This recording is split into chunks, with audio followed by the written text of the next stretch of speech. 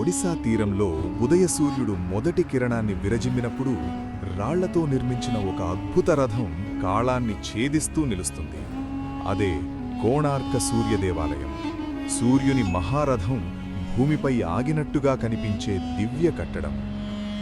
ఈ చక్రాలు కేవలం రాళ్లు కావు, ఇవి కాళాన్ని కొలిచే సూర్య ఘడియారాలు.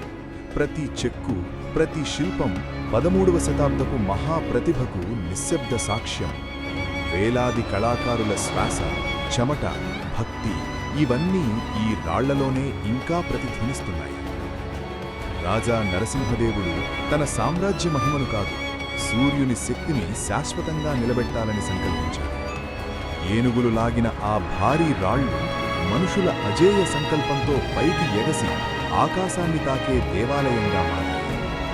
కానీ కాలం మారింది. మేఘాలు గర్జించాయి, సముద్రగాలులు ఉగ్రరూపం దాల్చాయి. ఆకాశాన్ని తాకిన శిఖరం కూడా ప్రకృతి ముందు వణికింది. ఇక్కడే మొదలైంది ఒక రహస్య గాథ, శతాబ్దాలుగా ప్రజలను ఆకర్షిస్తున్న గాథ.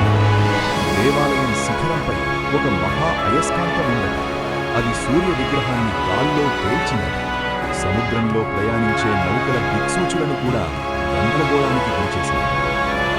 సముద్ర తుఫానుల మధ్య నౌకలపై ఉన్న నావికులు తీరంలో వెలిగే ఆ మహాదేవాలయాన్ని చూసి ఆశ్చర్యపోయారు, భయపడ్డారట కూడా. ఆ అయస్కాంతాన్ని తొలగించారని, అదే దేవాలయం పతనానికి కారణమని చెబుతారు. కాని ఇది నిజమా, లేక కాలం సృష్టించిన పురాణమా? చరిత్ర మాత్రం మౌనంగా ఉంది. శాస్త్రం మాత్రం చెప్పేది వేరే కథ.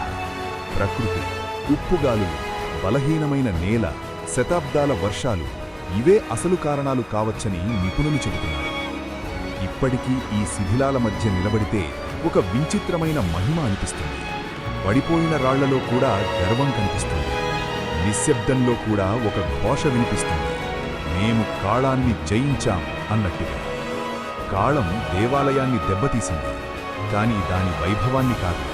ప్రతి చెక్కు ఇంకా జీవిస్తుంది, ప్రతి చక్రం ఇంకా సూర్యుణ్ణి ఆహ్వానిస్తుంది. సాయంత్రం బంగారు కాంతి ఈ రాళ్లపై పడినప్పుడు ఇది శిథిలం కాదు, ఒక నిద్రలో ఉన్న మహారథంలా కనిపిస్తుంది. రాత్రి పడితే నక్షత్రాల కింద నిలబడి ఇది భూమిపై కాదు, విశ్వంతో మాట్లాడుతున్నట్టుగా అనిపిస్తుంది. అయస్కాంతం ఉన్నా లేకపోయినా కోణార్క యొక్క అసలైన శక్తి రాళ్లలో లేదు, మనుషుల కళల్లో ఉంది, భక్తిలో ఉంది, అసాధ్యాన్ని సాధ్యం చేయాలనే ధైర్యంలో ఉంది. కాబట్టి ఈ దేవాలయం కేవలం చరిత్ర కాదు, ఇది భారత శిల్పకళకు శాశ్వత ప్రకటన, కాళాన్ని సవాలు చేసిన ఒక అద్భుతం, సూర్యునికి అంకితమైన రాటి కవిత. సూర్యుడు ప్రతి ఉదయం తిరిగి ఉదయిస్తాడు, అలాగే కోణార్క మహిమ కూడా ప్రతి తరానికి కొత్తగా వెలుగుతుంది.